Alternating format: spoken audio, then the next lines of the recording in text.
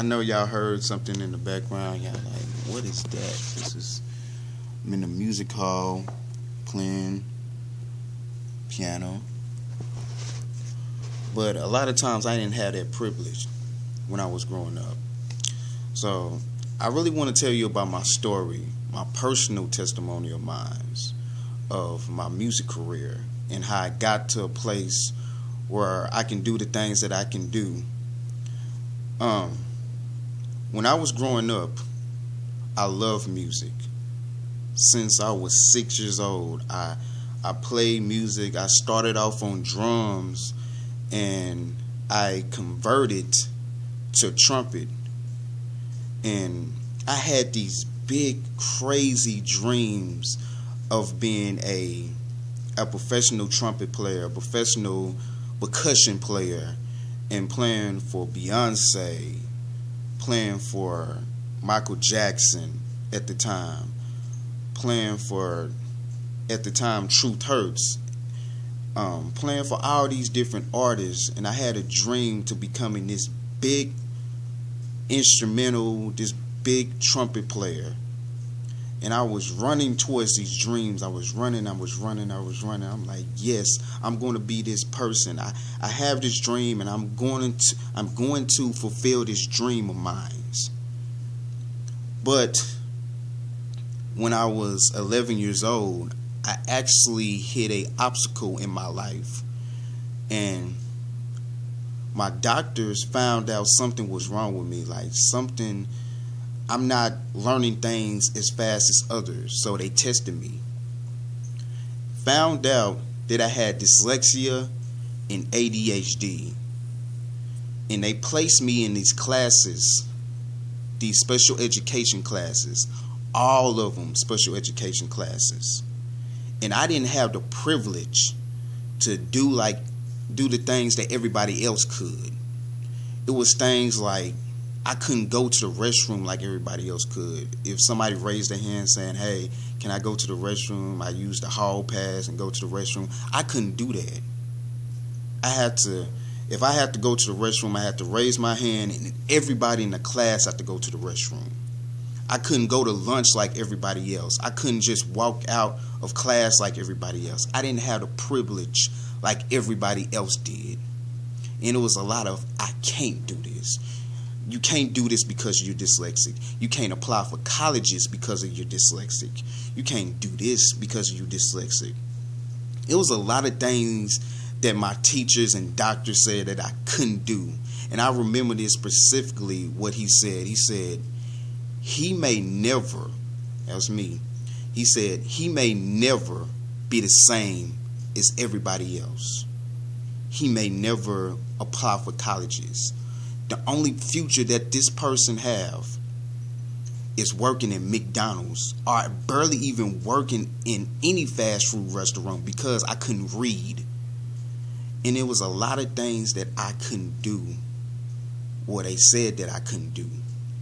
But even though there was a lot of things they told me that I couldn't do, I still kept on running. I still kept on fighting for my dreams, fighting for my vision, fighting. That's the word, fighting for my vision. And I was running, and my teachers and all of my teachers like, what are you dreaming for? Because you'll never be this person, because you don't have the capability to read or do things like everybody else could. So basically I was in a prison, and they saying that you can't do this. Like, I was in a prison for like 25 to life. And most of y'all may be in that same predicament where you're in a prison right now, and it feels like you're having, in your mind, you're in the prison for 25 to life because you have a disability. Well, my dream was to become a musician, and I ran towards it. And there was a lot of people saying that I can't, you can't do this. But I kept on fighting. I kept on practicing my trumpet. I practiced my trumpet so much until I became the lead trumpet player in middle school And I worked my way up to high school lead trumpet player. But even though I accomplished these big goals, I still had the mentality saying that I can't, because that's all I heard in those classes, those special education classes. Maybe you're in special ed right now. Maybe you're in the day half right now, and the day half professor or teacher saying that you can't. Realize that you can do all things through Christ. And it was at a point of my life where my senior year, I had the decision to go to college or go to this place called DARS. It's an institution where they don't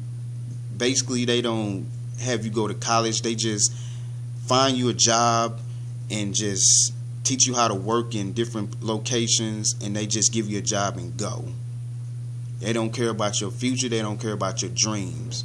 And I was in this place called DARS, and something was telling me I can do more with my life than just working at a burger place or working at a taco place. I told myself, like, I can do more than this. So I quit the program. I said, hey, I can't deal with y'all anymore. I gotta aim towards my dreams. And the person, my instructor said, son, you have dyslexia. You can't go to college. You can't go to college like everybody else can. You can't do it because you're dyslexic and ADHD. You can't. And when I heard the words, I can't, I told myself, I can. And I kept on running. And I kept on hearing the voices in my head saying, you can't, but I kept on practicing my horn. I can't, but I kept on practicing my piano. I can't, but I kept on practicing until I got to a point where I'm about to graduate college. About to graduate college. Maybe you have a disability right now. And maybe you have dyslexia, ADHD, or autism, or cerebral palsy, or Asperger's. You have all these disabilities. Just because you have those disabilities don't mean that you can't.